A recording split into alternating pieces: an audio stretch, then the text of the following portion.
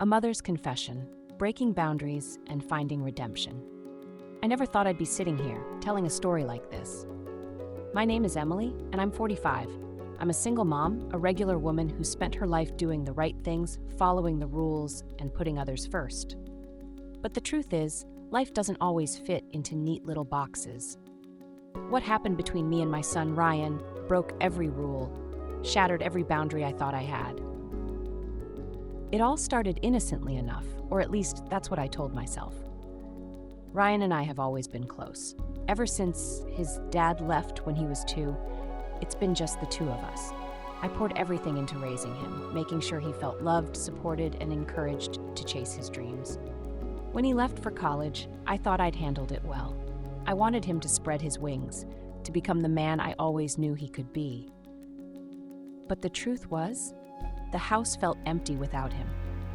I missed the sound of his music drifting from his room, the way he'd come into the kitchen at midnight looking for snacks, even the way he'd roll his eyes when I reminded him to take out the trash.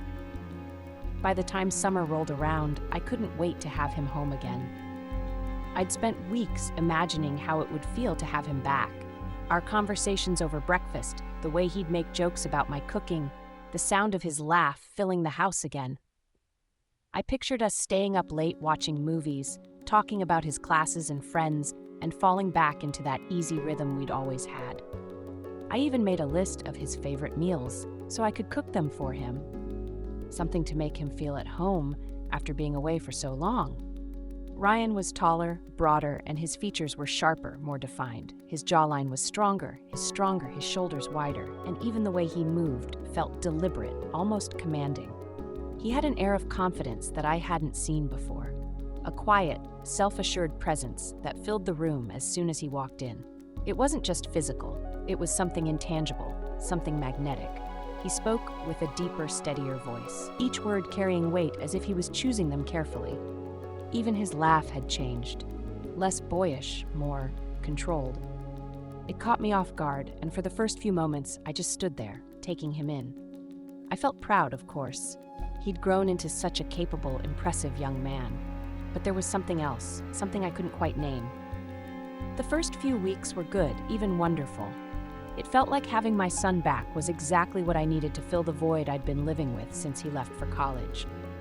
We fell into a comfortable routine, spending time together over coffee in the mornings or sitting on the back porch in the evenings, talking about his classes, his friends, and his plans for the future. He shared stories about late-night study sessions, pranks his roommates pulled, and even the professors who'd inspired him. I could see how much he was growing, not just academically but as a person. He spoke with passion about what he wanted to achieve, and his confidence was infectious. It was easy to sit there, listening to him talk, and feel a sense of pride swelling in my chest. One night, we were sitting on the couch watching a movie. The room was dimly lit, the only light coming from the soft flicker of the TV. It was late, well past the time I'd normally head to bed, but neither of us seemed eager to call it a night.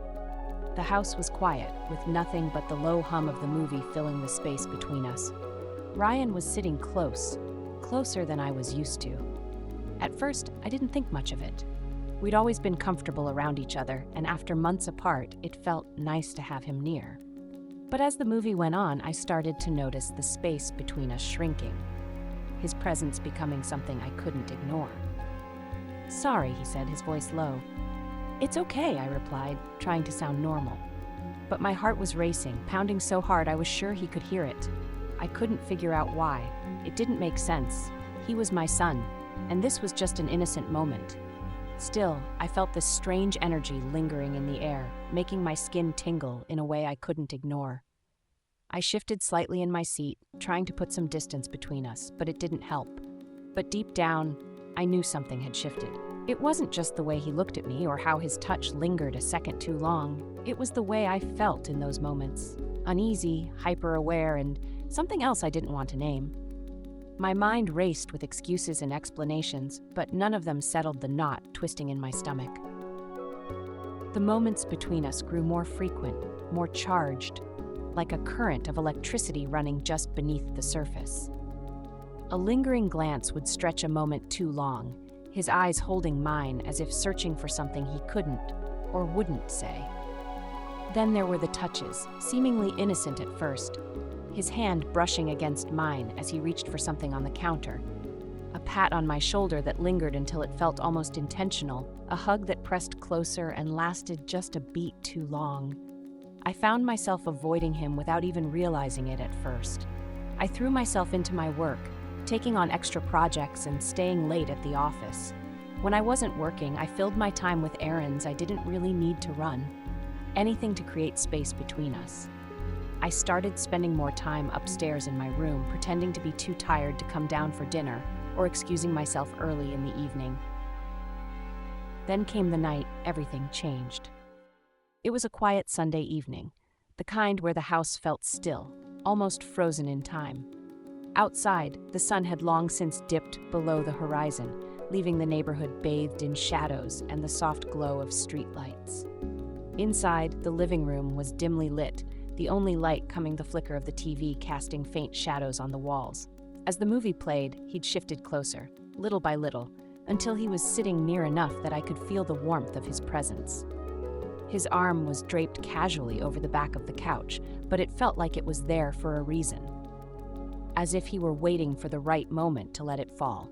His arm rested behind me, close enough that if I shifted even slightly, I would feel the brush of his fingertips against my shoulder. I stared at the TV, pretending to focus on the movie, but my mind was racing, every nerve in my body on high alert. "Mom," he said suddenly, his voice soft but steady. I turned to look at him, my heart already racing. "What is it?" "I need to tell you something," he said, his eyes locking onto mine. "Okay," I said cautiously. "I can't stop thinking about you," he admitted, his voice shaking slightly. "Not as my mom, as something more." For a moment I couldn't breathe. My mind raced, my chest tightened, and all I could manage was a whisper. "Ryan, you don't mean that." "Yes, I do," he said, his voice firmer now. "I know it's wrong. I know what people would think, but I can't help how I feel."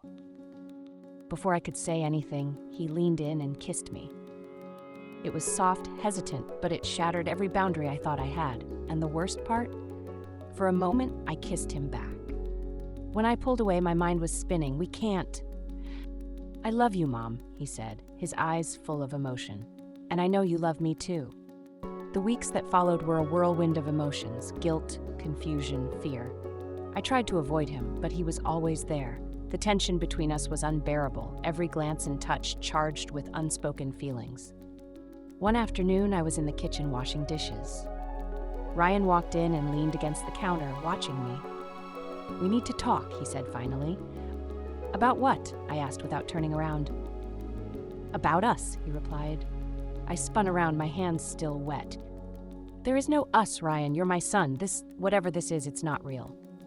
"It feels real to me," he said, stepping closer. "I know you feel it too." I wanted to deny it, to scream at him to stop. But the truth was, he was right. I felt it too. "We can't do this," I said, my voice trembling. "Then tell me to leave," he challenged, his voice raw. I looked at him, my heart breaking. "You need to go, Ryan. We can't keep doing this." That night, he packed his bags and left. The silence he left behind was unbearable. I spent weeks crying, questioning everything, trying to piece myself back together. Months later, I got a text from him, "Can we talk?" When we met at a small coffee shop, I barely recognized him. He looked older, more composed, but his eyes still held that same intensity. "I've been thinking about us," he said, "and I know now you were right. We couldn't keep going like that, but I'll never regret loving you." Tears streamed down my face as I listened. "I love you too, Ryan, but not like that, never like that." We talked for hours, unraveling the mess we'd made. It wasn't easy, and it never would be. But for the first time, I felt like we were moving forward. Thank you for watching this story. I know it's intense, maybe even shocking, but life is messy, and sometimes the hardest stories are the ones that need to be told. If this story resonated with you, or if you've ever struggled with emotions you didn't know how to handle, let me know in the comments. Don't forget to like, subscribe to the channel Silent Confessions, and hit the bell so you never miss another confession. Life is complicated, but together, we can face it. See you next time.